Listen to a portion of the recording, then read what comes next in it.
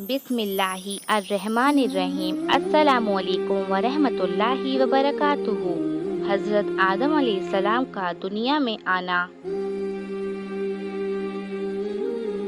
हज़रत आदम अलैहिस्सलाम जन्नत में तन्हा रहते हुए बेचैनी महसूस करने लगे तो तसल्ली के लिए अल्लाह ताला ने उनकी बाएं पसली से हज़रत हव्वा अलैहिस्सलाम को पैदा किया और दोनों को हुक्म दिया कि उस दरख्त के अलावा जन्नत की तमाम नेमतों का इस्तेमाल करो।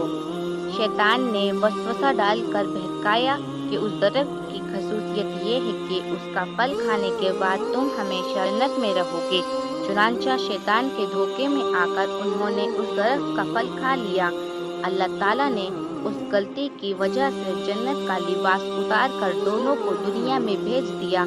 हज़रत आदम अलैहिस्सलाम अपनी गलती पर बहुत शर्मिंदा हुए और एक मुद्दत तक तौबा व इस्तिग़फ़ार करते हुए अल्लाह के सामने रोते रहे और अल्लाह ताला ने उनकी तौबा कबूल फरमाई। उसके बाद दुनिया में हज़रत आदम अलैहिस्सलाम और हव्वा अलैहिस्सलाम ही से नस्ल इंसानी का सिलसिला शुरू हुआ।